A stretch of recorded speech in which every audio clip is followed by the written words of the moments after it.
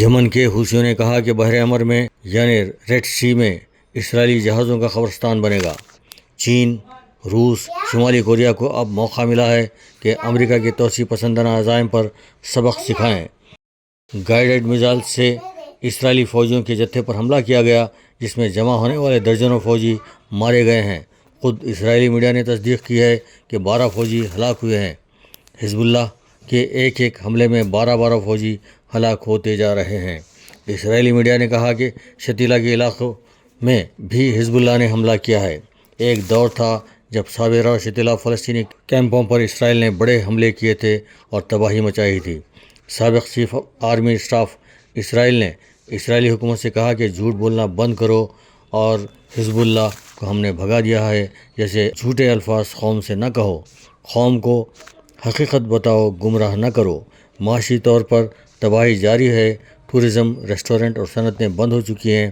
Nitin Yahoo کی اتحادی اور کابینہ کے علاوہ میڈیا بھی مخالف ہو چکا ہے۔ اب عدالت میں نتن یاہو پر بڑا کیس شروع ہونے والا ہے۔ اگر جنگ طویل بھی چلی تو بھی نتن یاہو کے خلاف مقدمہ جاری رہے گا۔ ڈیفنس منسٹر بھی نتن یاہو کے خلاف ہیں اور وہ نتن یاہو کے ساتھ کھڑے ہو کر پریس کانفرنس کرنے سے بھی انکار کر چکے ہیں۔ یہ ایک حقیقت ہے کہ جو برائی کرتا ہے تو اسے دنیا میں بھی حساب دینا ہوگا اور پھر آخرت میں بھی اس کا حساب ہوگا۔ اسرائیل نے اب تک 16,000 سے زیادہ فلسطینیوں کو شہید کر دیا ہے۔ اب اس نے ترکی پر بھی حملہ کرنے کا عندیہ دے دیا ہے اور ترکی نے کہا کہ اسرائیل ایسی غلطی نہ کرے ورنہ اس کا سخت جواب دیا جائے گا۔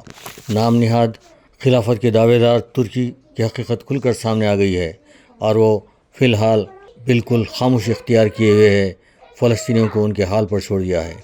اگر حقیقت میں دیکھا جائے تو یمن، فلسطین اور حزب اللہ ہی خلافت کا دعویٰ کرنے کا حق رکھتے ہیں، ورنہ عرب ملک ترکی اور دیگر مسلم ممالک اس بات کا کوئی حق نہیں رکھتے کہ وہ خلافت کا دعویٰ کریں۔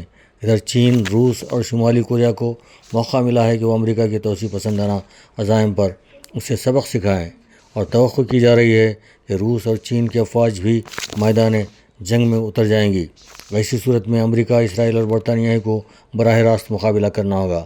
اب شاید دنیا ان تینوں کا ساتھ نہ دے، جس کے نتیجے میں امریکہ، برطانیہ کی تباہی بھی یقینی نظر آتی ہے۔ ہو سکتا ہے جنگ طویل ہو جائے۔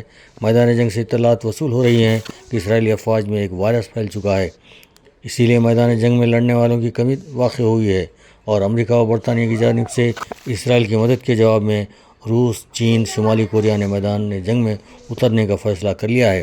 اسی لیے اب امریکہ، اسرائیل اور برطانیہ پر بھی تباہ کن اثرات مرتب ہوں گے۔